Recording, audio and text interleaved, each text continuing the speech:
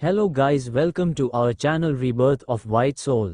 Chapter 170 Kavya का नजरे चुराना, ईशानी की खूबसूरती। वहीं कांता उसके पास आकर बोली, मेम देखना आज सब आपके तरफ ही देखेंगे। आज शायद आप जिन्हें प्यार करते हैं उनका अटेंशन भी सिर्फ आप पर ही रहेगा। उसकी बात सुनकर प्रिया खुश हो गई और उसने मन ही मन सोचा, आज तो मोक्ष को मैं अपनी खूबसूरती से अपने प्यार में फंसा कर ही रहूंगी। अगर फिर भी मोक्ष जी ने मुझे नज़रअंदाज किया तो मेरे पास प्लान बी तो है ही। प्रिया यही सब सोचकर सबके पास चली गई और आपने कुछ फ्रेंड्स के साथ बात करने लगी। वहीं कुछ लोग जो उस दिन प्रिया के बर्थडे पार्टी में आए थे और कुछ लोग जिन्होंने न्यूज़ देखा था, उन सबको पता था कि प्रिया इस घर की असली बेटी नहीं है। वहीं कुछ लोग जो उस दिन पार्टी में नहीं आए थे और न्यूज़ नहीं देखा था, उन्हें इन सब के बारे में नहीं पता था। इसलिए वो सब अभी भी सोच रहे थे कि प्रिया मेहरा फैमिली की असली इकलौती प्रिंसेस है। वहीं प्रिया ने अपने दोस्तों को फिर से रोने धोने का नाटक करके मना लिया था, ये कहकर कि वो चाहकर भी तब ये नहीं बता सकती थी कि ईशानी इस घर की असली बेटी है, जब तक कि उसके घरवाले अनाउंस नहीं कर देते। उसकी इस मासूमियत का नाटक देखकर उसके दोस्तों ने उसे माफ़ कर दिया था। वैसे भी वो सब प्रिया के स्कूल टाइम के दोस्त थे। उन्होंने देखा था कि प्रिया के घरवाले उसे कितना प्यार करते थे, भले ही वो इस घर की असली बेटी नहीं थी। फिर भी प्रिया को सब लोग प्रिंसेस की तरह ही ट्रीट करते थे, इसलिए वो सब प्रिया से दोस्ती नहीं तोड़ रहे थे, क्योंकि उन्हें लगता था कि प्रिया के साथ अच्छा रिलेशन रख के वो जरूर दर्शित, रिहान और अयान में से किसी के तो नज़रों में जरूर आ ही सकते हैं। प्रिया के सारे दोस्त उससे चापलूसी करने में लगे हुए थे, पर कुछ दोस्त प्रिया को देखकर मन ही मन उसका मजाक उड़ा रहे थे। तभी महाजन फैमिली भी पार्टी में आ गई। राजेश जी और मोहिनी जी ने एक दूसरे का हाथ पकड़ा हुआ था। वहीं उनके पीछे ही रोमिका और राहुल चल रहे थे। राहुल का तो यहाँ आने का बिल्कुल भी मन नहीं था, बस राकेश जी के समझाने पर वो यहाँ आया था। वहीं रोमिका तो आज एक बहुत ही हॉट ड्रेस पहनकर आई हुई थी। उसने चेहरे पर ढेर सारा मेकअप किया हुआ था। वो तो यहाँ आज अपनी खूबसूरती में सबको दीवाना बनाने आई थी। उसने अपनी नज़रें चारों ओर घुमाकर देखा, पर उसे तो यहाँ ध्रुव, रुद्र, अभिक और वेद में से कोई भी नज़र नहीं आ रहा था, जिस वजह से वो थोड़ा निराश हो गई। वहीं कुछ लड़कियां तो राहुल को देख रही थी। राहुल भी बहुत हैंडसम था, जिस वजह से वो स्कूल टाइम के पॉपुलर लड़कों में से एक था। इसलिए बहुत लड़कियां उसे पसंद करती थी, क्योंकि सबको पता था कि वो महाजन फैमिली का इकलौता वारिस है। पर सबको पता था कि राहुल प्रिया के साथ है, जिस वजह से किसी ने भी राहुल को प्रपोज नहीं किया था। वहीं राहुल को देखकर प्रिया की दोस्त बोली, लो जीजू आ गए। उसकी बात सुनकर प्रिया ने दूसरी तरफ देखा जहां से राहुल आ रहा था। उसे देखकर प्रिया को कोई खुशी नहीं हुई। मोक्ष को देखने के बाद उसे तो राहुल उसके लायक ही नहीं लग रहा था। उसके मन में तो सिर्फ मोक्ष ही परफेक्ट था। उसके सामने तो राहुल कुछ भी नहीं था, पर अभी राहुल को वो अपने हाथ से जाने नहीं दे सकती थी, जब तक कि उसका प्लान पूरा ना हो जाए। इसलिए वो एक फोर्सफुल स्माइल अपने चेहरे पर ले आई और वहां से राहुल के पास चली गई। वहीं प्रिया को अपने पास आता देख राहुल को इस वक्त चिढ़ महसूस हो रही थी। फिर भी उसे अपने डैड की बात याद थी कि जब तक उनका बिजनेस स्टेबल नहीं हो जाता तब तक वो ऐसा कुछ भी ना करे जिससे उनकी बिजनेस में प्रॉब्लम आए। उनकी बातों के बारे में सोचकर राहुल अपने चेहरे पर एक फोर्सफुल स्माइल के साथ बेमन से प्रिया के गले लग गया। वहीं प्रिया को देखकर रोमिका का मुंह बन गया। वो वहां से अपने कुछ जान पहचान लोगों के पास बात करने चली गई। वहीं राकेश जी और मोहिनी जी भी सुकेत जी, आरती जी और कुछ बिजनेसमैन के साथ बात कर रहे थे। वहीं कुछ लड़के जो प्रिया की हॉट फिगर को लस्ट भरी नज़रों से देख रहे थे, उन्होंने अब अपनी नज़रें हटा लिया। उन्हें पता था कि राहुल और प्रिया साथ में है। वहीं एक लेडी बोली, ये प्रिया मेहरा काफ़ी खूबसूरत है, पर अगर उसकी शादी बचपन से महाजन फैमिली के बेटे के साथ तय नहीं हुई होती तो शायद हम महाजन फैमिली से रिश्ते की बात कर सकते थे। उनकी बात सुनकर उनके पास खड़ी लेडी का मुंह बन गया। वो मजाक भरी हंसी हंसते हुए बोली, फिर तो आप भी बहुत जेनेरियस है, बिल्कुल महाजन फैमिली की तरह। उनकी बात सुनकर वो लेडी कंफ्यूजन से बोली, आपका मतलब क्या है, मैं कुछ समझी नहीं। उनकी बात सुनकर वो लेडी कुछ बोलती उससे पहले उनके पास खड़ी दूसरी औरत बोली, लगता है आप उस दिन बर्थडे पार्टी में नहीं थी और आपने न्यूज़ भी नहीं देखा है शायद। वो लेडी अभी भी कंफ्यूज थी तो उनके पास खड़ी औरत बोली, आपको पता नहीं कि ये लड़की प्रिया मेहरा इस खानदान की असली बेटी नहीं है। असली बेटी तो ईशानी मेहरा है, इस खानदान की असली प्रिंसेस है। महाजन फैमिली तो बहुत जेनेरियस है जो एक गोद ली हुई बेटी से अपने बेटे की शादी करवा रहे हैं। उसकी बात सुनकर वो लेडी हैरान हो गई। वहीं जिन्हें नहीं पता था कि प्रिया इस खानदान की असली बेटी नहीं है वो भी शॉक हो गए। तभी एक औरत बोली, तो क्या हुआ अगर वो इस खानदान की असली बेटी नहीं है तो? वो बचपन से इस घर में प्रिंसेस की तरह पली बड़ी है, उसके अंदर हाई सोसाइटी में फिट होने की सारे गुण है। पर मैंने सुना है उनकी असली बेटी ईशानी मेहरा सालों तक अनाथ आश्रम में थी, तो उसके अंदर तो मैनर्स भी नहीं होंगे। वहीं ये सारी बातें दूर खड़े प्रिया और बाकी घरवालों को भी सुनाई दे रही थी। जब प्रिया खुद के बारे में बुराई सुन रही थी तब उसका गुस्सा बढ़ रहा था, पर जब उसने ईशानी के बारे में बुराई सुना तो उसे बहुत अच्छा लग रहा था। वहीं सुकेत जी, आरती जी और ईशानी की तीनों भाइयों को ये बात सुनकर गुस्सा आ रहा था। इनकी हिम्मत कैसे हुई ईशानी के बारे में ऐसा कहने की। तभी मैन एंट्रेंस से कुछ लोग अंदर आए, वहीं सब एकटक एंट्रेंस की तरफ देख रहे थे। सामने का नज़ारा था ही इतना अमेजिंग। ध्रुव, रुद्र, अभिक और वेद के साथ अनुजा, ऋतिका और काव्या अंदर आ रहे थे। इस वक्त सारे लड़कों की नज़र ऋतिका, अनुजा और काव्या पर टिकी हुई थी। काव्या ने इस वक्त पिंक कलर की लॉन्ग ड्रेस पहनी हुई थी, चेहरे पर लाइट मेकअप के साथ वो बहुत खूबसूरत लग रही थी। वहीं अनुजा ने लाइट ग्रीन कॉलर की इवनिंग गाउन पहना हुआ था, वो इस वक्त किसी बाबी डॉल की तरह लग रही थी। वहीं ऋतिका ने एक डार्क ग्रीन कॉलर का स्लीवलेस गाउन पहना हुआ था, बालों को खुला छोड़ रखा था, इस वक्त वो भी बिल्कुल किसी परी की तरह लग रही थी। वहीं सारी लड़कियों की नज़र इस वक्त चारों लड़कों पर थी जो इस वक्त बहुत ज़्यादा हैंडसम लग रहे थे। इंडिया की चारों अमीर फैमिली की बैचलर को देखकर लड़कियों का तो बुरा हाल था। वैसे उनमें से ज़्यादातर लड़कियों ने पिछली बार की पार्टी में भी इन चारों को देख था, पर उन चारों में से कोई भी किसी लड़की की तरफ नहीं देख रहा था। वहीं लड़कियां उनकी तरफ देखकर शर्मा रही थी, तो कोई उनकी जाने की कोशिश कर रहे थे, पर गार्ड्स किसी को भी उनके पास नहीं जाने दे रहे थे। वहीं वो सब अंदर आकर देखने लगे पर उन्हें ईशानी और नंदिनी कहीं नजर नहीं आए। तभी पीछे से जैकी आ गया नकुल के साथ। आज जैकी भी बहुत हैंडसम लग रहा था। जैकी उन सब के पास जाकर इतराते हुए बोला, देखो तो लड़कियां मुझे कैसे निहार रहे हैं, मैं हूं ही इतना हैंडसम कि लड़कियां मुझे देखते ही फिदा हो जाती है। इतना कहकर वो ऐसे एक्टिंग करने लगा जैसे वो इन लड़कियों से कितना परेशान हो गया। जो उसकी एक्टिंग देखकर नकुल ने सिर हिला दिया और बोला, नौटंकी कहीं का, जहां जाता है वहीं शुरू ही जाता है इसका नाटक। वहीं ऋतिका जैकी की बात सुनकर मुंह बनाकर बोली, ये तुम्हारा सबसे बड़ी गलतफहमी है कि वो लड़कियां तुम्हें देख रही है, तुम इतने भी हैंडसम नहीं हो कि सब बस तुम्हें ही देखे। वो सब लड़कियां तो ध्रुव भाई, रुद्र भाई, वेद भाई और अभिक भाई को देख रहे हैं। उसकी बात सुनकर जैकी भी चिढ़ गया और चिढ़ते हुए बोला, तुम मेरे खूबसूरती से जलती हो इसलिए ऐसा कह रही हो, सभी लड़कियां मुझे ही देख रही है, अपनी नजरें ठीक करके देखो। वहीं वो दोनों झगड़ा कर रहे थे, पर अभिक को तो इस वक्त गुस्सा आ रहा था, क्योंकि कुछ लड़के अनुजा को ही देख रहे थे जिस वजह से अभिक को इस वक्त बहुत ज़्यादा जलन हो रही थी। वो गुस्से में घूरकर उन लड़कों को देखता है जो अनुजा को देख रहे थे। वहीं यही हाल अनुजा का भी था, वो भी गुस्से से उन लड़कियों को घूर रही थी जो उसके अभिक को अपनी ललचाई नज़रों से घूर रहे थे। उसकी तो मन कर रहा था कि अभी जाकर उन सारे लड़कियों की आंखें नोच ले। तभी वहां पर मैन एंट्रेंस से फिर से कुछ लोग अंदर आए, जिन्हें देखकर फिर से सब मेसमराइज हो गए। मैन एंट्रेंस से इस वक्त मोक्ष, तेजस, वरुण और दक्ष, नव्या आ रहे थे। मोक्ष की ग्रीक गॉड पर्सनैलिटी इस वक्त कहर ढा रहा था। ब्लैक सूट में इस वक्त वो हद से ज़्यादा हैंडसम लग रहा था। लड़कियों की नज़र तो मानो उस पर जैसे ठहर सी गई थी। सभी लड़कियां मोक्ष को अपनी ललचाई नज़रों से देखकर आहे भर रहे थे। वहीं कुछ लड़कियां तो तेजस और वरुण को देखकर आहे भर रहे थे, क्यों वो दोनों भी तो मोक्ष से कुछ कम नहीं थे। वहीं मोक्ष को देखकर प्रिया की आंखों में चमक आ गई।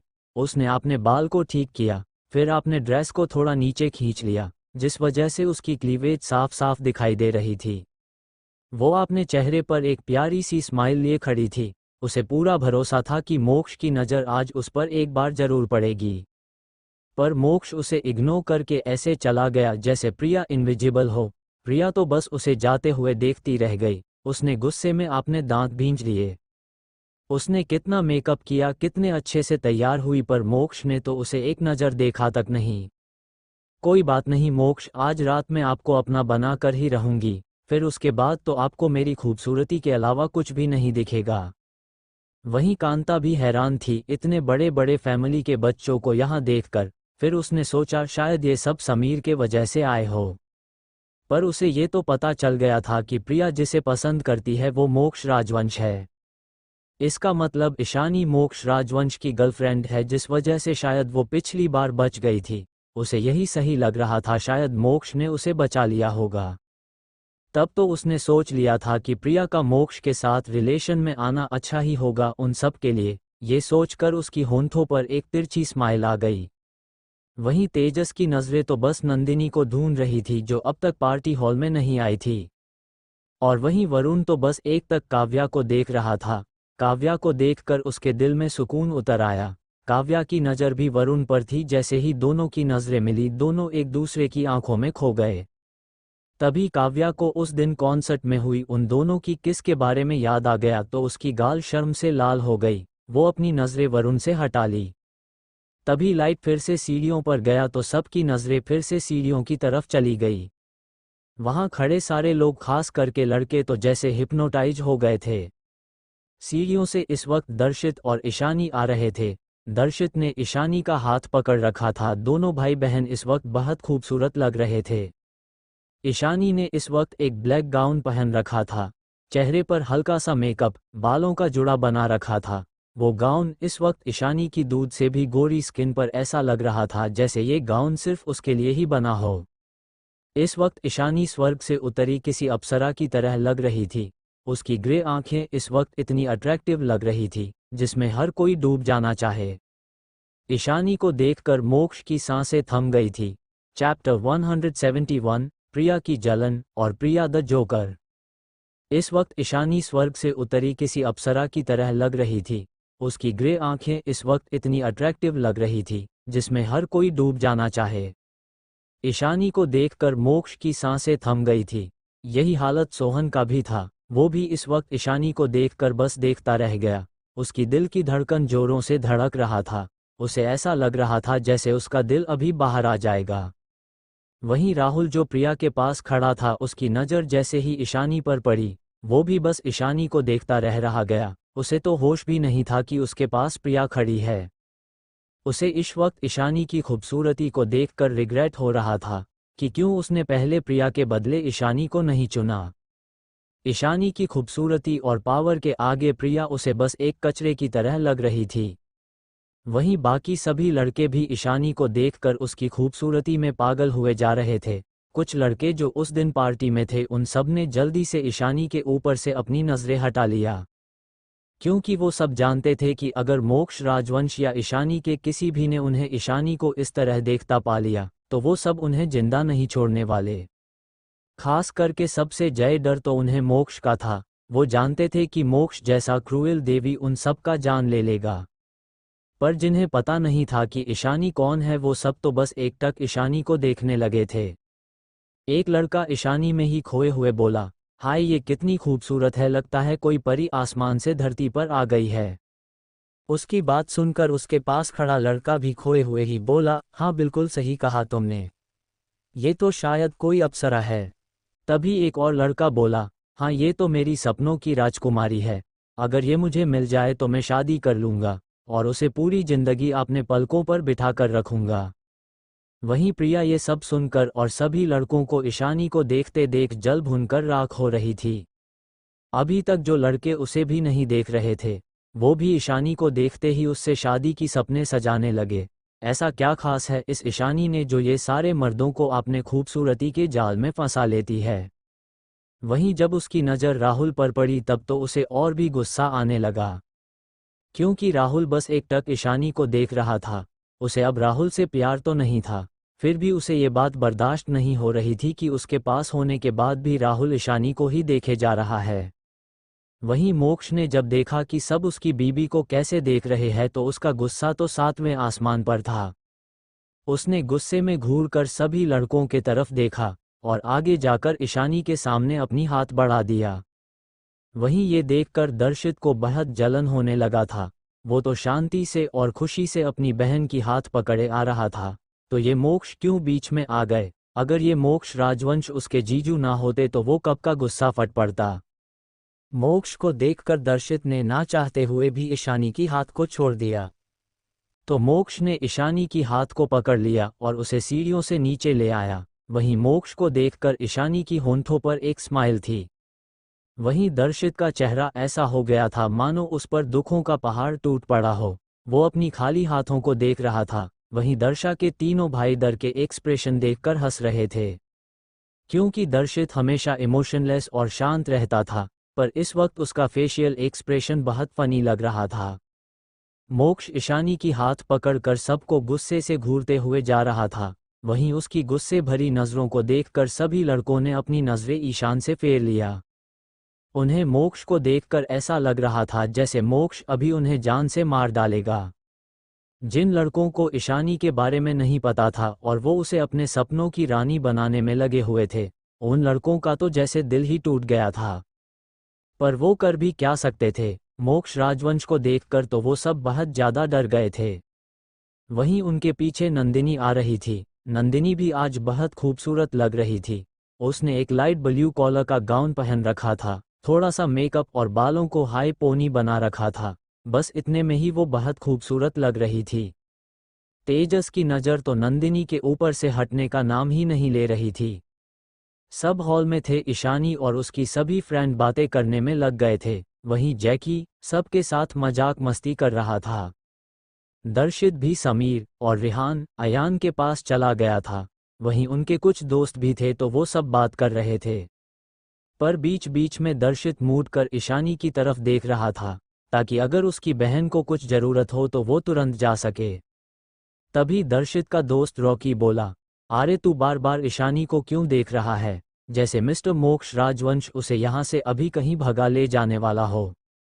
उसकी बात सुनकर दर्शित ने कुछ नहीं कहा। वही सब हंसने लगे। सबको पता था कि जब से ईशानी ने दर्शित को भाई कहकर एक्सेप्ट कर लिया है, तब से दर्शित ईशानी को लेकर और भी ज़्यादा पॉजेसिव और प्रोटेक्टिव बन गया है।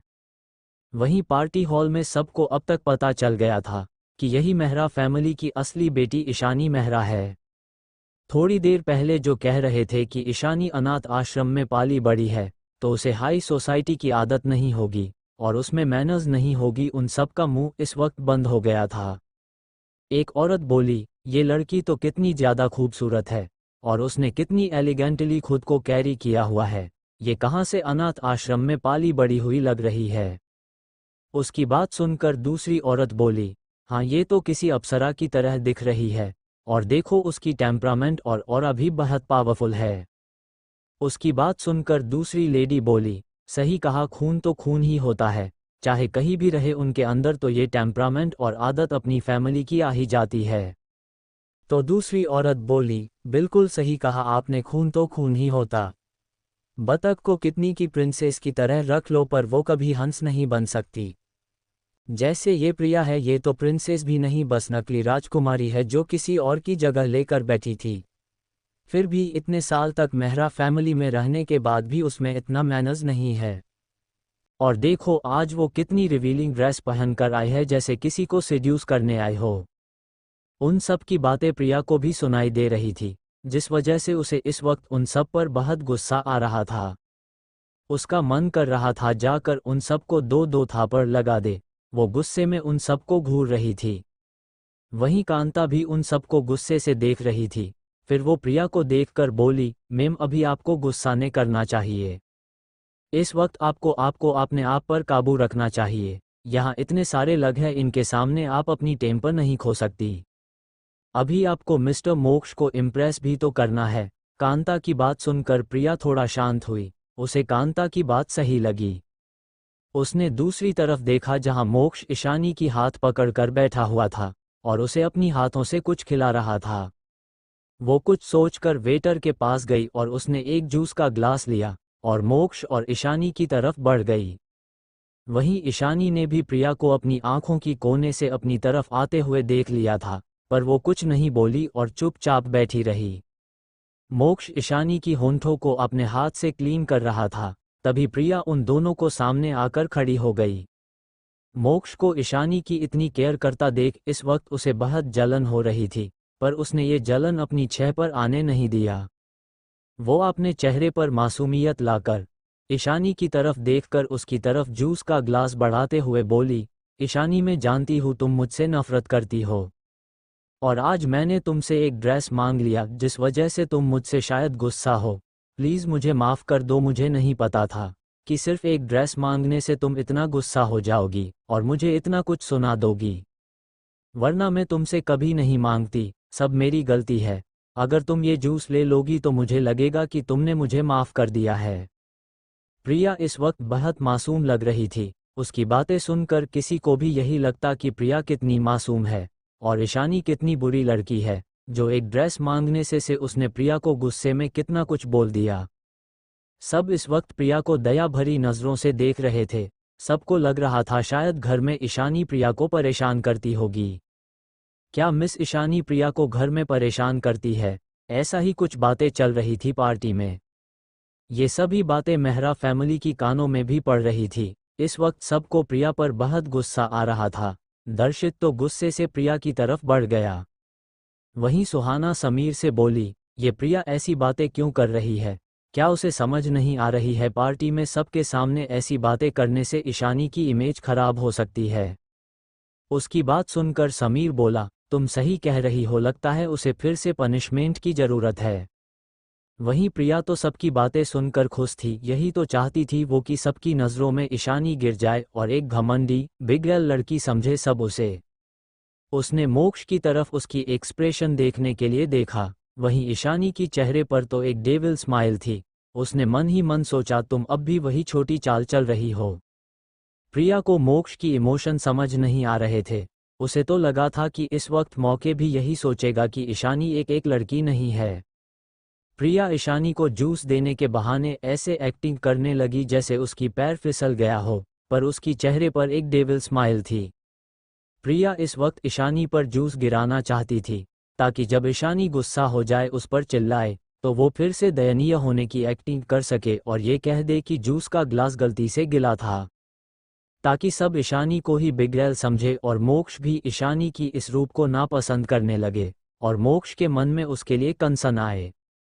पर वो जूस का ग्लास ईशानी पर गिरती उससे पहले मोक्ष ने ईशानी को कमर से पकड़कर अपने गोद में बिठा लिया, जिस वजह से वो जूस के ग्लास के साथ साथ प्रिया भी चेयर के ऊपर गिर गई। उसके गिरते ही चेयर भी पलट गया, जिस वजह से टेबल पर रखे झूठा खाना प्रिया के आ गिरा। प्रिया के गिरते ही सबकी हंसी छूट गई। सबसे ज्यादा तो ईशानी की दोस्त हंस रहे थे। प्रिया की ये हालत देखकर उन सबको बहुत मजा आ रहा था। वहीं प्रिया का तो कुछ पल के लिए दिमाग ही सुन्न हो गया था। सबकी हंसी की आवाज़ से वो अपने होश में आई और उसने अपना सिर ऊपर के देखा तो सब लोग और भी जोर से हंसने लगे। इस वक्त प्रिया किसी जोकर से कम नहीं लग रही थी। उसके आधे चेहरे पर पेस्ट्रीज लगा हुआ था और उसकी बालों पर नूडल्स लटक रहा था। उसके ड्रेस पर भी खाना लगा हुआ था। कुल मिलाकर वो इस वक्त बहुत ही अतरंगी जोकर लग रही थी। पार्टी में जो बच्चे थे वो तो प्रिया का मजाक बनाकर हंस रहे थे, टीयर्स ऑफ जॉय, जिस वजह से इस वक्त प्रिया को बहुत गुस्सा आ रहा था और अपनी बेइज्जती महसूस हो रही थी। चैप्टर 172, प्रिया की नाटक, कचरे से उठाई लड़की। उसके ड्रेस पर भी खाना लगा हुआ था। कुल मिलाकर वो इस वक्त बहुत ही अतरंगी जोकर लग रही थी। पार्टी में जो बच्चे थे वो तो प्रिया का मजाक बनाकर हंस रहे थे, टीयर्स ऑफ जॉय, जिस वजह से इस वक्त प्रिया को बहुत गुस्सा आ रहा था और अपनी बेइज्जती महसूस हो रही थी। अभी तक सभी घरवाले भी उनके पास आ गए थे। समीर गुस्से से प्रिया को देख रहा था, वहीं रिहान और अयान भी गुस्से से प्रिया को देख रहे थे। वहीं दर्शित तो सीधा ईशानी के पास चला गया और उसे देखते हुए पूछा, बच्चा तुम ठीक तो हो ना? वहीं ईशानी तो मोक्ष के गोद में आराम से बैठी थी। वहीं मोक्ष बिना भाव के सब कुछ देखते हुए प्यार से ईशानी को आइसक्रीम खिला रहा था। ईशानी ने दर्शित की कंसर्न भरे फेस को देखा, फिर बोली, हाँ भाई मैं बिल्कुल ठीक हूँ। वहीं प्रिया ये सब हैरानी से देख रही थी। गिरी तो वो थी, उसकी हालत खराब थी, पर उसके भाई ने उसे एक बार भी नहीं पूछा कि वो ठीक है या नहीं। पर ईशानी तो आराम से मोक्ष की गोद में बैठकर आइसक्रीम खा रही थी, तो दर्शित भाई उसके लिए इतना कंसर्न हो रहे हैं। उसे सबसे ज्यादा गुस्सा तो इस बात पर आ रहा था कि कैसे मोक्ष ईशानी को प्यार से अपनी गोद में बैठाकर आइसक्रीम खिला रहा है। क्या मोक्ष को ईशानी के बारे में इतनी सारी बातें जानकर भी कि कैसे वो एक ड्रेस के लिए भी गुस्सा हो जाती है, वो बिल्कुल भी सॉफ्ट हार्टेड नहीं है, ये जानकर भी मोक्ष को कोई फर्क नहीं पड़ा। क्या मोक्ष के दिल में एक बार भी उसके लिए कंसर्न नहीं आया? क्या एक बार मोक्ष को उसे देखना नहीं चाहिए था? वहीं वो अभी सोच में थी, तभी समीर गुस्से से बोला, अब उठ जाओ या ऐसे ही नीचे पड़े रहने का इरादा है? समीर की आवाज़ से प्रिया आपने होश में आई और उसने आपने समीर भाई की तरफ देखा। उसे लगा उसकी समीर भाई उसे उठने में मदद करेंगे, पर समीर तो चुपचाप खड़ा था, जैसे उसे प्रिया के उठने या ना उठने से कोई फर्क ना पड़ता हो। फिर प्रिया ने रिहान और अयान की तरफ देखा, इस उम्मीद में कि वह दोनों उसे उठने में मदद करेंगे, पर वह दोनों भी चुपचाप खड़े थे, उनका प्रिया को उठाने का कोई इरादा नहीं था। प्रिया समझ गई कि उसके इस हालत की वजह से शायद उसके भाई उसे उठाना नहीं चाहते, क्योंकि प्रिया को उठाने से उनकी भी कपड़े खराब हो जाते। प्रिया की आंखों में ये सोचकर आंसू आ गए। वही कांता, जिसे ये सब देखकर बहुत गुस्सा आ रहा था, वो आगे आई और प्रिया को उठने में मदद करने लगी। वहीं कांता को प्रिया के लिए इतना कंसर्न देखकर ईशानी का चेहरा अजीब हो गया। फिर उसकी होंठों पर एक क्रिपी स्माइल आ गई, जिसे मोक्ष ने देख लिया था। कांता ने प्रिया को उठने में मदद की। जैसे ही प्रिया खड़ी हुई, दर्शित ने कोल्ड टोन में बोला, अगर तुम्हें ठीक से चलना नहीं आता तो तुम ईशानी के पास जूस लेकर क्यों आई थी? अगर मोक्ष ने ईशानी को सही टाइम पर नहीं उठाया होता उस जगह से, तो सारा जूस ईशानी की ड्रेस पर गिरता और उस ग्लास से ईशानी को चोट भी लग सकती थी। दर्शित की बात सुनकर प्रिया हैरान हो गई और अंदर ही अंदर उसे गुस्सा आने लगा। वो भले ही ईशानी के ऊपर जूस गिराना चाहती थी और उसे चोट देना चाहती थी, पर ऐसा कुछ हुआ तो नहीं ना। उल्टा उसे ही चोट लग गई और वो सबके बीच किसी मजाक की तरह खड़ी है। तो फिर दर्शित भाई ईशानी की इतनी फिक्र क्यों कर रहे हैं? तभी कांता खुद के गुस्से से को काबू करते हुए बोली, सर देखिए प्रिया मैम की हालत को, और गिरने की वजह से उन्हें चोट भी आई होगी। आपको उनसे ऐसे गुस्से में बात नहीं करना चाहिए।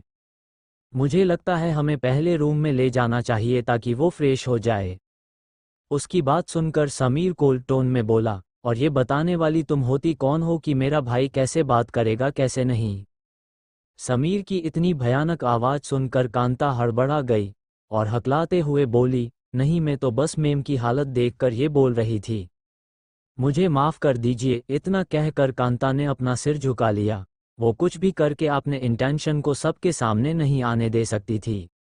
वहीं प्रिया मगरमच्छ के आंसू बहाते हुए बोली, भाई मैं तो बस ईशानी से माफ़ी मांगना चाहती थी, क्योंकि आज सुबह मेरी ड्रेस मांगने की वजह से वो इतना गुस्सा हो गई थी और मुझे कितना कुछ कहा था। मैं नहीं चाहती थी कि वो मुझसे और भी गुस्सा हो या नफरत करे। मेरी कोई और इंटेंशन नहीं थी, पर गलती से मेरा पैर मूड गया जिस वजह से मैं गिर गई।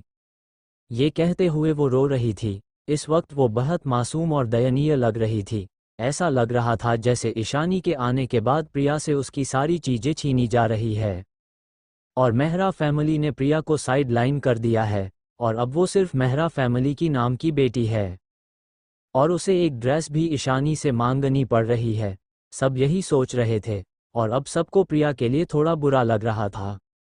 सारे मेहमानों की नज़रों में प्रिया एक मासूम और दयनीय लड़की बन गई थी और वहीं ईशानी सबकी नज़रों में अब एक बिगड़ैल लड़की बन गई थी, जो एक ड्रेस के लिए भी अपनी बहन को परेशान करती है। वहीं सबकी ऐसी नज़रें देखकर प्रिया को अंदर ही अंदर सेटिस्फैक्शन महसूस हो रहा था। वहीं समीर की आंखें और भी कोल्ड हो गई। वो कभी प्रिया की इस मासूमियत की नाटक को समझ क्यों नहीं पाया? क्या प्रिया पहले से ही ऐसी थी या अब ऐसी बन गई है? क्योंकि प्रिया की बात सुनकर समीर समझ गया था कि प्रिया की बातें सुनकर किसी को भी यही लगेगा कि ईशानी बुरी है, जो वो प्रिया के एक ड्रेस मांगने पर भी गुस्सा हो जाती है। वो प्रिया की तरफ देखकर अपनी कोल्ड टोन में बोला, तो तुम्हें तो उसी वक्त ईशानी से माफ़ी मांगनी चाहिए थी, तो तुम इस पार्टी में उसे क्यों माफ़ी मांग रही हो? और ईशानी ने तुम पर गुस्सा किया तो क्या गलत किया? उसकी जगह कोई और होती तो वो भी गुस्सा ही करती। क्या तुम भूल गई हो कि वो ड्रेस ईशानी के लिए मिस्टर मोक्ष के तरफ से गिफ्ट था, और उसे मिले हुए गिफ्ट पर सिर्फ उसका हक था। तुम्हें अपनी गलती से सीखनी चाहिए, दूसरों को दोष देना नहीं चाहिए। और क्या तुम्हारे पास किसी चीज़ की कमी? तुम हर महीने शॉपिंग पर जाती हो, पता नहीं कितनी ड्रेस खरीद कर लाती हो, तो तुम्हें ईशानी से मांगने की ज़रूरत क्या थी?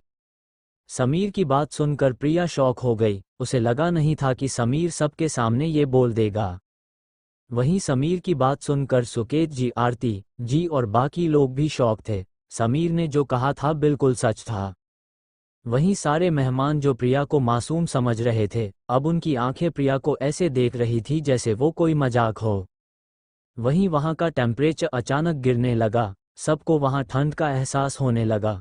मोक्ष की आंखें इस वक्त बेहद सर्द थी, क्योंकि मोक्ष को पता नहीं था कि प्रिया ने किस ड्रेस की बात की थी। पर अब जब उसे पता चला था कि उसने जो ड्रेस खुद ही पर्सनली चूज करके अपनी प्यारी बीबी के लिए भेजा था, उसमें से कोई ड्रेस प्रिया लेना चाहती थी, तो उसका गुस्सा 7वें आसमान पर था। और उसका ये गुस्सा ईशानी भी महसूस कर पा रही थी। मोक्ष अपनी सर्द आंखों से प्रिया को घूरते हुए बोला, तुम्हारी हिम्मत कैसे हुई अपनी इस घटिया गंदी नज़र को उस ड्रेस पर डालने की, जो मैंने खुद पर्सनली अपनी बेबी डॉल के लिए भेजा था? मोक्ष की इतनी खतरनाक आवाज़ सुनकर प्रिया अंदर तक कांप गई। वहीं मेहरा फैमिली के साथ साथ मेहमान भी एक पल के लिए डर से कांप गए। अब तो सारे लोग प्रिया को देखकर मन ही मन उसका मजाक उड़ा रहे थे कि अब इसका क्या होने वाला है। उन सबको पता था कि मोक्ष कितना बड़ा डेविल है। मोक्ष और ईशानी की प्यार को देखकर तो ये बताया जा सकता है कि उसने जो गिफ्ट ईशानी के लिए खुद भेजा था वो कितनी एक्सपेंसिव होगी और कितनी स्पेशल होगी ईशानी के लिए। और प्रिया का ईशानी से उसके होने वाले पति के दिए हुए गिफ्ट मांगना सबसे बड़ी गलती है। इससे तो कोई भी लड़की गुस्सा हो सकती है। इस वक्त सबकी नज़रों में प्रिया एक मासूम और दयनीय लड़की के बदले एक लालची लड़की बन गई थी, जो अपने बहन की गिफ्ट छीनना चाहती थी। सबकी नज़रों में अपने लिए अजीब एक्सप्रेस और घिन महसूस करके प्रिया को अंदर ही अंदर गुस्सा आ रहा था। ये घिन वो ईशानी के लिए सबके फेस पर देखना चाहती थी, खुद के लिए नहीं। पर यहाँ तो उसकी चाल उस पर ही भारी पड़ रही थी। वहीं ईशानी के दोस्त और मोक्ष के दोनों दोस्त और दक्ष और नव्या भी प्रिया को गुस्से से देख रहे थे। नव्या आगे आकर प्रिया को देखकर बोली, तुम हो कौन? तुमने अपने आप को कभी आईने में देखा है? छिपकली कहीं की।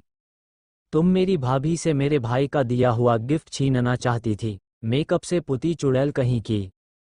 तुम्हारी औकात भी है क्या मेरी भाई की दी हुई ड्रेस पहनने की? ये कहते हुए वो आड़े टेढ़े मुंह बना रही थी, जो बहुत फनी लग रहा था। वहीं रुद्र की नज़र तो नव्या की इस मासूमियत पर टिक गई थी। नव्या का ऐसे बेफिक्र अंदाज और मुंह बनाते हुए एक्सप्रेशन रुद्र को इस वक्त बहुत क्यूट लग रहा था। वहीं नव्या की बात सुनकर तो ईशानी की दोस्तों की हंसी छूट गई। वहीं बाकी तेजस, वरुण और दक्ष ने अपना सिर हिला दिया, क्योंकि उन्हें पता था कि नव्या ऐसी ही है, जो बोलना होगा वो सबके सामने ही बोलेगी। उसे कोई फर्क नहीं पड़ता कि सामने कौन है और उसे कैसा लग रहा है। वहीं नव्या को अपनी इतनी बेइज्जती करता देख प्रिया का मुंह काला पड़ गया था। इतने लोगों के सामने उसकी बेइज्जती हो रही थी। उसने अपने मोम, डैड और भाई की तरफ देखा तो वो सब भी चुप थे। क्या उसकी बेइज्जती से उन्हें कोई फर्क नहीं पड़ता? पर सुकेत जी और आरती जी चुप थे, क्योंकि वो मोक्ष से तो कुछ नहीं कह सकते थे और ना ही नव्या को। ऐसे भी इस बार गलती प्रिया की थी। उसे अगर ईशानी से माफ़ी मांगना था तो घर पर मांग लेती, यहाँ पार्टी में माफ़ी मांगने की क्या ज़रूरत थी? वहीं उसके पास खड़ी कांता का भी मुंह गुस्से से कला पद गया था, पर उसे पता था कि वो मोक्ष राजवंश की बहन का कभी कुछ नहीं बिगाड़ सकती थी। वहीं नव्या की बात सुनकर ईशानी को भी हंसी आ रही थी। फिर उसने मोक्ष के हाथ पर हाथ रखकर बोली, रिलैक्स, आपको इतना गुस्सा होने की जरूरत है। तभी सुकेत जी ने देखा कि मोक्ष अभी भी गुस्से में है, तो वो भी आगे आकर बोले, हाँ मिस्टर राजवंश, प्लीज आप शांत हो जाइए।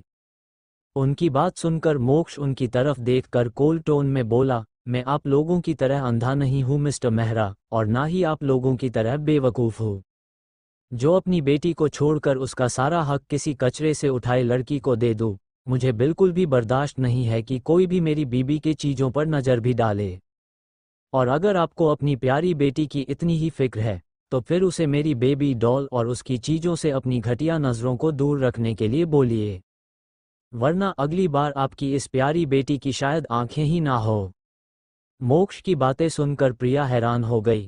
क्या मोक्ष ने अभी उसे कचरा और घटिया कहा? और उसकी धमकी सुनकर अंदर तक डर गई।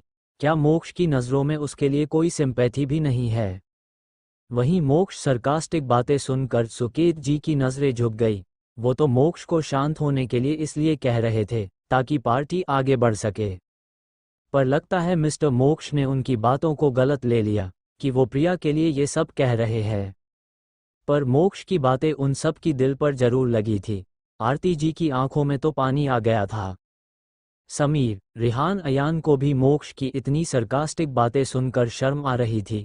सच में उन्होंने ईशानी को बहुत दुख दिया है जिसकी तो माफ़ी भी नहीं है। वहीं ईशानी प्यार से अपने हब्बी को देख रही थी जो इतने गुस्से में भी उसे आराम से होल्ड किए हुए था ताकि उसे हट ना हो। और मोक्ष की सरकास्टिक बातें सुनकर भी उसे हंसी आ रही थी। आज तो उसे प्रिया को कुछ बोलने का मौका ही नहीं मिला। दर्शित भाई, मोक्ष, नव्या तीनों ही प्रिया को सुना रहे थे इसलिए वो चुप बैठी थी। चैप्टर 173, मेरी सिर्फ एक ही बहन है, ईशानी मेहरा। वहीं ईशानी प्यार से अपने हब्बी को देख रही थी जो इतने गुस्से में भी उसे आराम से होल्ड किए हुए था ताकि उसे हट ना हो। और मोक्ष की सरकास्टिक बातें सुनकर भी उसे हंसी आ रही थी। आज तो उसे प्रिया को कुछ बोलने का मौका ही नहीं मिला। दर्शित भाई, मोक्ष, नव्या तीनों ही प्रिया को सुना रहे थे इसलिए वो चुप बैठी थी। वहीं प्रिया इस वक्त शर्म और गुस्से से जल रही थी। क्या मोक्ष की नज़रों में वो इतनी घटिया है? क्या उसकी कोई भी वैल्यू नहीं है मोक्ष की नज़रों में जो वो उसे कचरे से उठाई लड़की कह रहे हैं? आज उसने सिर्फ मोक्ष को इम्प्रेस करने के लिए घंटों तक तैयार हुई थी। आज तो वो ईशानी से कम भी नहीं लग रही थी। फिर भी मोक्ष ने एक नज़र उसे देखा तक नहीं। और जब देख रहा था तो उसकी नज़रों में प्रिया अपने लिए सिर्फ घिन देख पा रही थी। क्या उसका घंटों तक तैयार होना सिर्फ बेकार था? वहीं महाजन फैमिली एक साइड खड़ी होकर ये तमाशा देख रही थी। रोमिका धीरे से बोली, ये बेवकूफ़ लड़की अगर हमारे घर में आए तो हमेशा ऐसे ही हमारी फैमिली की रेपुटेशन को बर्बाद करेगी जैसे आज खुद की रेपुटेशन को बर्बाद कर रही है। उसकी बात सुनकर राकेश जी भी चिंता में पड़ गए क्योंकि आज समीर और सुहाना की रिंग एक्सचेंज के बाद राहुल और प्रिया को पब्लिकली मंगेतर अनाउंस करने वाले थे। वहीं राहुल तो चुपचाप खड़ा था जैसे उसे इन सब से कोई मतलब नहीं हो। प्रिया को देखकर तो उसे डिस्गस्टिंग लग रहा था, इसलिए प्रिया के गिरते ही वो सबसे पीछे आ गया था ताकि प्रिया देखकर उसे उठाकर रूम में ले जाने के लिए ना बोल दे। वहीं मोक्ष की बातें सुनकर आरती जी और बाकी सभी भाइयों की आंखें आंसुओं से भर गया था। मोक्ष की बातें उन्हें बहुत हर्ट कर रही थी। सच में उन सब ने अपनी खुद की बेटी का हक उसके आने के बाद भी प्रिया को दिया। ये उनकी सबसे बड़ी गलती थी और आज वो सब अपनी इस गलती के लिए पछता रहे थे। उनकी बेटी उनसे नफरत करती है पर वो चाहकर भी कुछ नहीं कर पा रहे थे। दर्शित की भी आंखों में पानी था। भले ही उसने ईशानी के साथ बुरा बर्ताव नहीं किया था और अब उसकी प्यारी बहन ने उसे माफ़ कर दिया था, पर उस वक्त वो ईशानी के हक के लिए नहीं लड़ा। ये उसकी सबसे बड़ी गलती थी। वहीं सारे मेहमान भी ये सारी बातें सुन रहे थे। उन्हें भी समझ आ रहा था कि मेहरा फैमिली ने शायद ईशानी को हर्ट किया है जिस वजह से मोक्ष ने उन्हें ऐसा बोला। तभी वहां पर किसी की आवाज़ आई, क्या हुआ है यहाँ पर? सब ने आवाज़ की दिया में देखा तो ये कोई और नहीं बल्कि शेखर जी थे। उनके पास नीलिमा जी और पूरा रायचंद परिवार खड़े थे। वहीं सबको एक जगह इकट्ठा देखकर उन्हें कुछ समझ नहीं आ रहा था इसलिए उन्होंने ये पूछा था। वहीं रायचंद फैमिली को यहाँ देखकर सबको हैरानी हो रही थी। भला रायचंद फैमिली को कौन नहीं जानता था? उनका बिजनेस तो मेहरा फैमिली से भी बड़ा था और सबको ये भी पता था कि वो सब अंडरवर्ल्ड से जुड़े हुए हैं, जिस वजह से लगभग सभी लोग उन्हें जानते थे। वहीं अबीर की नज़र जब प्रिया पर पड़ी उसे हंसी आ गई। वो ठहाका मारकर हंसने लगा और आगे जाकर प्रिया की तरफ देखकर बोला, अरे ये चुड़ैल जोकर कौन है? उसकी बात सुनकर बाकी सब भी हंसने लगे। प्रिया ने जब देखा कि कैसे फिर से सब उस पर हंसने लगे हैं, तो उसने गुस्से में अपनी हाथों की मुठियाँ कस ली। वहीं कबीर आगे चला गया ईशानी के पास। जब उसने देखा कि कैसे मोक्ष उसकी बहन को गोद में लिए बैठा है, तो उसे थोड़ा गुस्सा आने लगा। पर वो जानता था कि वो मोक्ष से ईशानी को दूर नहीं कर सकता था। तभी उसकी नज़र ईशानी की हाथों पर पड़ी जिस पर चोट लगी थी। उसे देखकर कबीर जल्दी से ईशानी के पास गया और उसकी हाथों को देखते हुए उसकी गालों पर हाथ रखते हुए प्यार से बोला, क्या हुआ बच्चा, तुम्हारी हाथ पर चोट कैसे लगी और यहाँ पर हुआ क्या है? वहीं कबीर को अपने लिए इतना कंसर्न होता देख ईशानी की नज़रें सॉफ्ट हो गई। वहीं मोक्ष अपनी जलती हुई नज़रों के साथ कबीर की हाथों को देख रहा था। उसे बिल्कुल भी पसंद नहीं आ रहा था कि कबीर उसकी बेबी डॉल को छू रहा है, चाहे वो उसका भाई ही क्यों ना लगता हो। पर मोक्ष तो सबसे जलन होता था। मोक्ष ने कबीर की हाथ को ईशानी की गाल से दूर झटक दिया और बिना किसी भाव के बोला, आपने हाथ को मेरी बीबी से दूर रखो। वहीं ईशानी हैरानी से मोक्ष को देख रही थी। क्या मोक्ष को उसके भाई से भी जलन हो रही है? ये सोचकर उसे हंसी भी आ रही थी और मोक्ष का एक्सप्रेशन देखकर हंसी भी आ रही थी। वहीं कबीर गुस्से से मोक्ष को घूर हुए बोला, तुम होते कौन हो मुझे मेरी बहन से दूर करने वाले? मोक्ष कबीर की तरफ देखकर सरकास्टिक स्माइल करते हुए बोला, क्या तुम्हें नहीं पता कि मैं कौन हूँ साले साहब? मोक्ष की बातें सुनकर कबीर हैरान रह गया। भले ही दूसरों को पता ना जो, पर उसे तो अच्छे से पता कि ईशानी और मोक्ष की शादी हो चुकी है। कबीर ने गुस्से से अपने दांत पिस लिया। ये जल्लाद आदमी ऐसे बातें करना कब से सीख गया? अगर उसका बस चलता तो वो अभी मोक्ष का उसकी बहन के साथ डाइवोर्स करवा देता, पर उसे ये पता था कि वो ऐसा कुछ भी नहीं कर सकता है, क्योंकि मोक्ष और ईशानी दोनों एक दूसरे से बहुत ज़्यादा प्यार करते थे। वहीं रितिका ने जब कबीर की फेशियल एक्सप्रेशन देख तो उसे हंसी आ गई। वहीं आपने ऊपर किसी का नज़र पाकर जब कबीर ने दूसरी तरफ देखा, तो उसकी नज़र जैसे ही रितिका पर गई उसकी धड़कन जैसे रुक सी गई। उसकी दिल की धड़कन मानो धड़कना ही भूलने लगे थे। रितिका इस वक्त बहुत खूबसूरत लग रही थी, जैसे आसमान से उतरी कोई परी हो। वहीं कबीर को बस एकटक एक लड़की को देखते हुए देखकर रेणुका जी अबीर से बोली, क्या यही मेरी पोता बहू है? उनकी आंखें खुशी से चमक रही थी। उनकी सवाल सुनकर बाकी सब भी अबीर को देखने लगे तो अबीर ने भी हाँ में सिर हिलाकर बोला, हाँ यही मेरी भाभी है। उसकी बात सुनकर सब खुश हो गए। नीलम जी बोली, हाय मेरी बहू कितनी खूबसूरत है। शेखर जी भी बोले, हाँ सच में बहुत प्यारी है ये बच्ची। वहीं प्रवीण जी और रेणुका जी भी इस वक्त अपने पोता बहू को देखकर बहुत खुश थे। वहीं कबीर और रितिका एक दूसरे को देख रहे थे और ये देखकर ईशानी की बाकी दोस्त इशारा कर रहे थे। तभी नंदिनी ने खांसने की एक्टिंग की तो दोनों होश में। फिर रितिका ने थोड़े शर्माते हुए यहाँ जो कुछ भी हुआ सब बता दिया। उसकी बात सुनकर कबीर गुस्से से घूरकर प्रिया को देखने लगा। वहीं उसकी नज़र से प्रिया डर गई। वहीं कांता को भी डर लग रहा था, क्योंकि उसे अच्छे से पता था कि कबीर माफिया से जुड़ा हुआ है। उसे पहले क्यों नहीं बताया गया था कि ईशानी और मेहरा फैमिली के पास इतने स्ट्रॉन्ग बैक सपोर्ट है? उसे इस वक्त गुस्सा आ रहा था। कबीर प्रिया को देखते हुए गुस्से से बोला, मिस प्रिया तुम्हारी हिम्मत कैसे हुई मेरी बहन को चोट पहुंचाने की कोशिश करने की? उसकी इतनी सर्द आवाज़ सुनकर प्रिया डर से कांप गई, पर फिर वो हिम्मत करके बोली, मैंने ये सब जानबूझकर नहीं किया कबीर भाई। उसने इतना ही कहा था कि कबीर गुस्से में बोला, मैं तुम्हारा भाई नहीं हूँ मिस प्रिया, मेरी सिर्फ एक ही बहन है और वो है ईशानी मेहरा। तुम इस घर की अपने माँ बाप की लाडली बेटी हो सकती हो, पर रायचंद फैमिली का तुमसे कोई लेना देना नहीं है, इसलिए मुझे भाई मत बुलाना, सिर्फ मिस्टर कबीर कह सकती हो। कबीर की बात सुनकर सारे मेहमान हैरान हो गए। उन सबको पता चल गया था कि कबीर अपनी बहन ईशानी से बहुत प्यार करता है। वहीं कबीर की बात सुनकर प्रिया की आंखों में आंसू आ गए। वो रोते हुए बोली, पर मैं भी तो आपकी बहन हूं ना, क्या आप इसलिए मुझे अपनी बहन नहीं मानते क्योंकि मैं आपकी बायोलॉजिकल बहन नहीं हूँ? प्रिया इस वक्त भी नाटक कर रही थी, सबकी सिंपैथी पाने के लिए। वहीं उसे ऐसे एक्टिंग करता देख अबीर आगे आया और बोला, तुम्हारी ये बकवास एक्टिंग हमारे सामने मत करो। हम इन सब की तरफ बेवकूफ़ नहीं है जो तुम्हारी इन झूठी आंसू और नाटक में फंस जाए। और अपनी खुद की बहन को छोड़कर तुम जैसी घटिया लड़की को अपनी बहन मान ले। अबीर ने आयोजित जी, आरती जी, समीर, रेहान और अयान की तरफ उंगली पॉइंट करके बोला, जिस वजह से उन सबको तो शर्म आ रहा था। वहीं रेहान और अयान को इस वक्त अभी पर थोड़ा गुस्सा भी आ रहा था कि उसने सबके सामने उन्हें बेवकूफ़ कहा, पर अबीर की बातों में कहीं ना कहीं सच्चाई थी, जो बात वो दोनों भी अच्छी तरह से जानते थे। वहीं प्रिया को सच में इस वक्त बहुत बुरा लगने लगा था। वहीं प्रिया की हालत को देखकर कांता को भी बुरा लग रहा था। तभी रविकांत दादाजी आगे आकर बोले, ठीक है, जो होना था हो गया, सब पार्टी एंजॉय करो वरना रिंग सेरेमनी लेट हो जाएगी। उनकी बात सुनकर सब चुप हो गए। वहीं सुकेत जी आगे आकर प्रिया की तरफ देखकर बोले, तुम रूम में जाओ, चेंज कर लेना। इतना कहकर वो वहां से चले गए।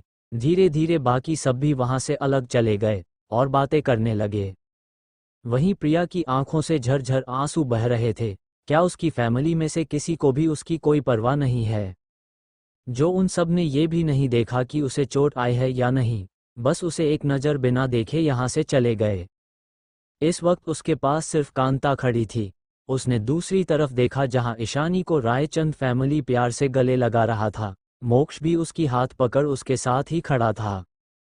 प्रिया की मन में ईशानी को देखकर इस वक्त और भी गुस्सा और नफरत बढ़ रहा था। क्यों ईशानी को सबका प्यार और अटेंशन मिल रहा है? क्यों ईशानी के पास मोक्ष है और इतने सारे आउटस्टैंडिंग लोग हैं, और वो यहाँ अकेली खड़ी है, किसी को उससे जैसे कोई मतलब ही नहीं है। वो इस वक्त किसी जोकर की तरह लग रही है, और वहीं ईशानी हीरे की तरह सबके बीच में चमक रही है। कांता उसकी हाथ पकड़ हुए बोली, मैम चलिए, आप ड्रेस चेंज कर लिए, खुद को क्लीन भी करना है आपको। कांता की आवाज़ सुनकर प्रिया अपने होश में आई। इस वक्त प्रिया को कांता ही अपना एकमात्र शुभ चिंतक लग रही थी। प्रिया कांता की मदद से वहां से अपने रूम में चली गई। रूम में पहुंचते ही प्रिया गुस्से से चिल्लाने लगी, मैं उस ईशानी को कभी खस नहीं रहने दूंगी। मैं अपनी आज की बेइज्जती का बदला लेकर ही रहूंगी, चाहे उसके लिए मुझे कुछ भी क्यों ना करना पड़े। कांता उसके पास आकर बोली, आप शांत हो जाइए मैम, एक बात, अगर मोक्ष राजवंश आपका हो गया तब तो ईशानी कुछ भी नहीं कर पाएगी। ईशानी की बैक सपोर्ट पूरी तरह से मोक्ष राजवंश है, इसलिए आपको मोक्ष राजवंश पर ध्यान देना है। कांता की बात सुनकर प्रिया खुद को शांत करने लगी। प्रिया को कांता की बात बिल्कुल सही लग रही थी। प्रिया कांता की हाथ पकड़कर बोली, तुम ही हो जो मेरे लिए इतना सोचती हो, तुम्हें मेरे लिए वो काम करना होगा। उसकी बात सुनकर कांता ने हाँ में अपना सिर हिला दिया, क्योंकि मोक्ष अगर प्रिया का हो गया तो उन सब के लिए ही आगे चलकर फायदेमंद साबित होने वाला था। वहीं नीचे पार्टी हॉल में सब बात कर रहे थे। तभी पार्टी हॉल में 4 लोग अंदर आए। सब उस तरफ देखने लगे। उन्हें देखते ही सब हैरान हो गए। सब आपस में बात कर रहे थे कि यार, गोयनका फैमिली को भी इनवाइट किया गया था क्या? वहीं वो 4 लोग कोई और नहीं बल्कि नीलेश जी, संगीता जी, समीरा और मायरा ही थे। समीरा ने एक शॉर्ट ड्रेस पहन रखा था। चेहरे पर मेकअप करके वो खूबसूरत लग रही थी और बहुत घमंड से चलकर आ रही थी। वहीं मायरा ने एक ऑलिव कॉलर की इवनिंग गाउन पहना हुआ था। आज उसने ढेर सारा मेकअप किया था, जिस वजह से वो बहुत खूबसूरत लग रही थी। मायरा पूरे एटीट्यूड से और स्टाइल से चलकर अंदर आ रही थी। कुछ लड़के उसे देखकर उसकी खूबसूरती में घायल होने लगे थे। वहीं मायरा ने जब देखा कि कैसे लड़के उसे देख रहे हैं, तो उसे बहुत सेटिस्फैक्शन महसूस हो रही थी। उसे अपनी खूबसूरती पर बहुत घमंड था। उसके हिसाब से कोई भी लड़का उसकी खूबसूरती को देखकर पागल हो सकता है। चैप्टर 174, गोयनका फैमिली की एंट्री, मायरा की जलन। मायरा पूरे एटीट्यूड से और स्टाइल से चलकर अंदर आ रही थी। कुछ लड़के उसे देखकर उसकी खूबसूरती में घायल होने लगे थे। वहीं मायरा ने जब देखा कि कैसे लड़के उसे देख रहे हैं, तो उसे बहुत सेटिस्फैक्शन महसूस हो रही थी। उसे अपनी खूबसूरती पर बहुत घमंड था। उसके हिसाब से कोई भी लड़का उसकी खूबसूरती को देखकर पागल हो सकता है। मायरा ने अपने एटीट्यूड और घमंड को कंट्रोल किया और फिर से एक प्यारी और मासूम लड़की की तरह भाव अपने चेहरे पर ले आए। उसकी नज़रें इधर उधर सिर्फ मोक्ष को ढूंढ रही थी। तभी उसकी नज़र मोक्ष पर पड़ी, जो ईशानी की हाथ पकड़े खड़ा था। और बीच में उसे प्यार से देखते हुए उसकी गालों पर किस कर रहा था। मायरा ने ये देखकर अपनी मुठिया कस लिया। उसे इस वक्त गुस्सा और नफरत भी हो रही थी और जलन भी हो रही थी। वो सोच रही थी आखिर इस ईशानी में इतना क्या खास है जो मोक्ष उसे इतना प्यार करता है। जो मोक्ष लड़कियों को एक नज़र देखता भी नहीं था। अगर कोई लड़की उसके पास आने की कोशिश करती तो मोक्ष उसे रातों रात गायब करवा देता था। वो ऐसे सबके सामने ईशानी को किस कर रहा है। पर उसे कौन बताए कि यही तो उन दोनों का प्यार था, जो एक दूसरे के लिए वो दोनों इतना पागल थे। मायरा को इतने गुस्से में देखकर संगीता जी ने मायरा की हाथ पकड़ लिया और बोली, कॉम डाउन मायरा, तुम्हें अपने गुस्से पर से कंट्रोल नहीं खोना है। तुम्हें मोक्ष के सामने अपनी अच्छी इमेज बनाए रखना है। अपनी मोम की बात सुनकर मायरा ने अपने गुस्से को अपने अंदर दबा लिया और अपने चेहरे पर एक प्यारी सी स्माइल के आई। उसे इसकी आदत पहले से ही थी। वो जानती थी वो मोक्ष के सामने गुस्सा नहीं कर सकती थी। वहीं समीरा ने घुस में बोला, ये सिर्फ अपनी खूबसूरती की जाल में मर्दों को फंसाती है। देखो तो उसके आसपास कितने लड़के हैं, सब उसे कुछ ना कुछ खिला रहे हैं, सब इसकी ही आओ भगत में लगे हैं। पता नहीं मोक्ष जी को दिखाई क्यों नहीं दे रहा है कि ये लड़की एक नंबर की गोल्ड डिगर और चालक लड़की है।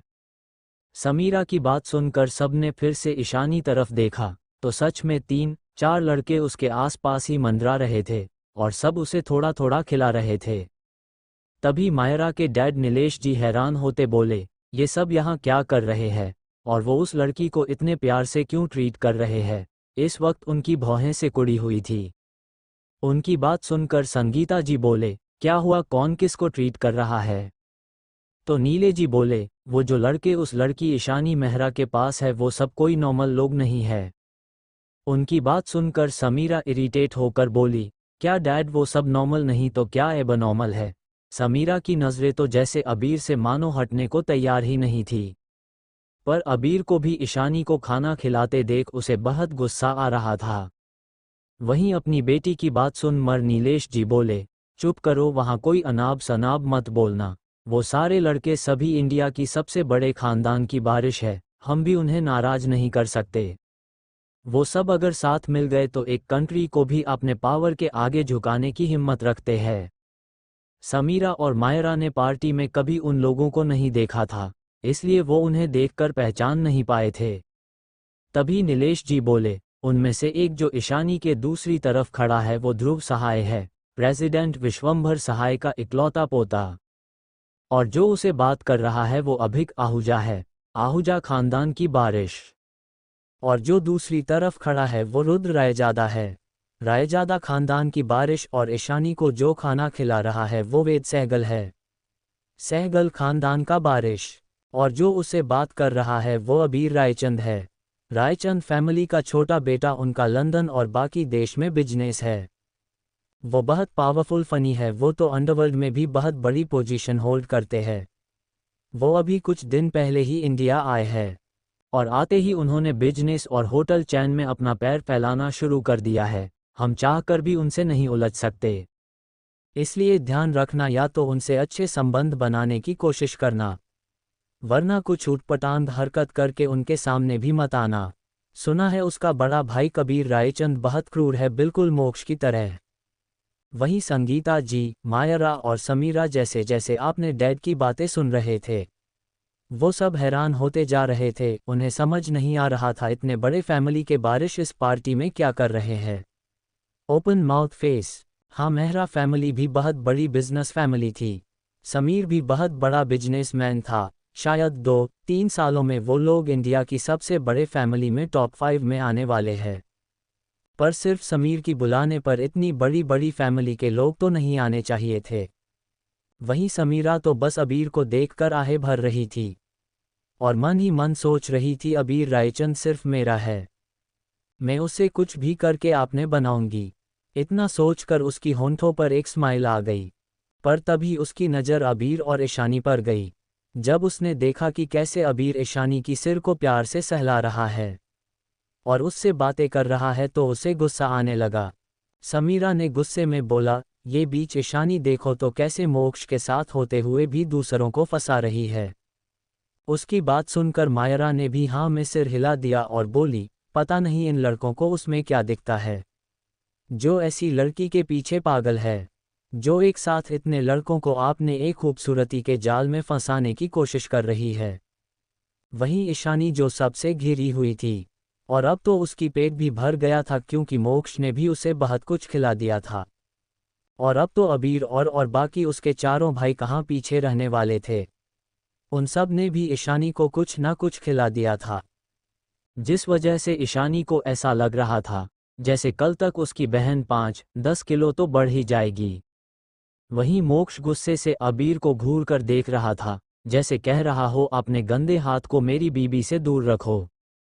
पर उसके घूरने से अबीर को कोई फर्क नहीं पड़ रहा था, वो तो था ही बेशरम पहले से। ऊपर से उसकी बहन उसे अभी मिली थी तो वो क्यों अपने बहन पर प्यार ना जताता। उसे तो अपनी बहन पर इस वक्त इतना प्यार आ रहा था कि उसका मन कर रहा था कि वो अपनी प्यारी बहन को सबकी नज़रों से कहीं छुपा ले और उसे दुनिया की सारी खुशियां दे। वहीं तेजस, वरुण थोड़ी दूर पर खड़े थे, उनके पास ही दक्ष और नव्या भी थे और दोनों आइसक्रीम खा रहे थे। तभी उन दोनों की नज़र मायरा, समीरा और उसके मोम डैड पर पड़ी। उन चारों को यहाँ देखकर दक्ष और नव्या हैरान हो गए। दक्ष हैरानी से बोला, ये सब यहाँ क्या कर रहे हैं? उसकी आवाज़ से तेजस और वरुण जो आपने फ़ोन में देख रहे थे, वो दक्ष की तरफ देखकर बोले, कौन? उनकी सवाल सुनकर दक्ष वरुण को देखकर बोला, अरे वहीं आपकी प्यारी बुआ की फैमिली और आपकी प्यारी बहनें छिपकली मायरा और चुड़ैल समीरा। दक्ष की बात सुनकर तेजस और वरुण भी उस दिशा में देखने लगे जहां दक्ष इशारा कर रहा था। जैसे ही दोनों की नज़र गोयनका फैमिली पर पड़ी, तेजस हैरान रह गया, वहीं वरुण की आंखें सर्द हो गई। उन सबको मोक्ष और ईशानी की तरफ जाते हुए देखकर नव्या बोली, ये पागल लड़की भाई और भाभी की तरफ क्यों जा रही है? क्या इन सबको अपनी बेइज्जती करानी है? पता नहीं ये मायरा क्यों भाई के पीछे पड़ी है, जब उसे पता है कि भाई भाभी के सिवा किसी को देखेंगे भी नहीं। फिर भी ये उनके पास आने की और उनसे बात करने की कोशिश करती रहती है। पिछली बार भाई ने कॉलेज में बेइज्जती किया था, लगता है ये इस बात को भूल गई है। फिर वरुण की तरफ देखकर बोली, वरुण भाई आप उसे समझा क्यों नहीं देते कि वो भाई और भाभी से दूर रहे? उसकी बात सुनकर वरुण वहां से उठकर मोक्ष और ईशानी की दिशा में जाने लगा, वहीं उसके पीछे पीछे तेजस भी चला गया। वही दक्ष खुशी से बोला, अब तो ड्रामा देखने को मिलेगा, कहकर वो भी नव्या के साथ वहां से चला गया। वहीं कोई था जो नव्या को एकटक देख रहा था, और नव्या का वरुण से बात करना उसे बिल्कुल पसंद नहीं आ रहा था। ये और कोई नहीं रुद्र था जो नव्या को प्यार से देख रहा था, पर वरुण के साथ नव्या का बात करना और इतना क्लोज होना रुद्र को बिल्कुल भी पसंद नहीं आ रहा था। उसे समझ नहीं आ रहा था कि उसे इतना गुस्सा क्यों आ रहा है, पर वो नव्या को किसी भी लड़के साथ देखना बर्दाश्त नहीं कर पा रहा था, पर उसने अपने गुस्से को अपने चेहरे पर शो नहीं होने दिया। और वहां से अपने हाथ में आइसक्रीम लेकर ईशानी की तरफ चला गया। वहीं मायरा और उसकी फैमिली मोक्ष के सामने पहुंच गई थी। मायरा मोक्ष को देखकर शर्माते हुए स्माइल कर रही थी। उन चारों को देखकर मोक्ष और ईशानी की आंखें सिकुड़ गई। मोक्ष को तो गुस्सा आने लगा था, अगर ईशानी की हाथ उसके हाथों में ना होती तो अब तक वो यहाँ से चला जाता। नीलेश जी और संगीता जी मोक्ष की तरफ देखते हुए अनजान बनते हुए बोले, अरे मोक्ष बेटा तुम भी यहाँ इस पार्टी में, हमें पता नहीं था कि तुम भी इस पार्टी में आओगे। ये कहकर वो दोनों ने स्माइल कर दिया और ऐसा जता रहे थे जैसे उन्हें पता ही नहीं था कि मोक्ष और ईशानी इस पार्टी में होंगे।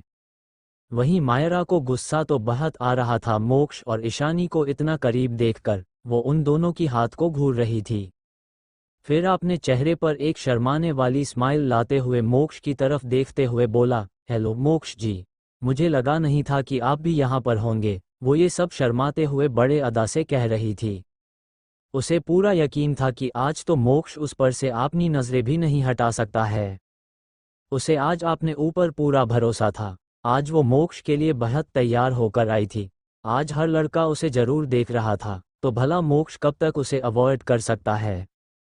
पर मोक्ष ने उसे एक नज़र देखा तक नहीं, उसे मायरा की आवाज़ से भी चीड़ हो रही थी। वहीं ईशानी भी समझ पा रही थी कि मोक्ष को मायरा से कितनी चीड़ है। वहीं बाकी किसी को कुछ समझ नहीं आ रहा था कि ये सब कौन है और ये सब मोक्ष को कैसे जानते हैं। तभी संगीता जी अपने आवाज में मिश्री घुलते हुए बोली, बेटा मोक्ष, मायरा तुमसे कुछ कह रही है, तुम उसकी बातों का जवाब क्यों नहीं दे रहे हो। उनकी बात सुनकर मोक्ष अपनी कोल्ड टोन में बोला, मिसेस गोयन का मुझे अनजान लोगों से बात करने का कोई शौक नहीं है, पर लगता है ये बात आपकी बेटी को समझ नहीं आता, जो बार बार मेरी और मेरी बीबी की सामने आ जाती है। How disgusting. इतना कहकर उसने एक बार मायरा को डिस्गस्टिंग लुक दिया, जैसे मायरा कोई कचरा हो। वहीं मोक्ष की बात सुनकर मायरा की आंखें आंसुओं से भर गई, उसकी चेहरा पीला पड़ गया। क्या मोक्ष के लिए वो अभी भी सिर्फ अनजान है, और आज तो उसने मायरा को डिस्गस्टिंग भी कहा। वहीं अपनी बेटी की आंखों में आंसू देखकर संगीता जी और नीलेश जी से बर्दाश्त नहीं हो रहा था। वहीं समीरा तो बस अबीर को देख रही थी, जैसे अभी उसे खा जाएगी। अबीर उसे देखते हुए मन ही मन बोला, ये पागल चुड़ैल जैसी दिखने वाली लड़की मुझे ऐसे क्यों देख रही है। संगीता जी मोक्ष को देखकर बोली, मोक्ष बेटा तुम ऐसा कैसे कह सकते हो, तुम मायरा को बचपन से जानते हो, फिर भी तुम्हारे लिए वो अनजान है। तभी वरुण वहां आ गया और उनकी तरफ देखकर बोला, मोक्ष ने कुछ भी गलत नहीं कहा है, वो तो मायरा को ठीक से जानता भी नहीं है और ना ही उसे मायरा से बात करने में कोई दिलचस्पी है। तो आप अपनी लाडली बेटी को मोक्ष से दूर रहने के लिए क्यों नहीं कहती। वरुण को भी यहाँ देखकर और उसकी बात सुनकर संगीता जी हैरान और गुस्सा दोनों हो गई। संगीता जी मोक्ष को कुछ नहीं कह सकती थी, पर वरुण को तो कह सकते थे। वो वरुण को देखकर थोड़े गुस्से में बोले, तुम ये कैसी बातें कर रहे हो,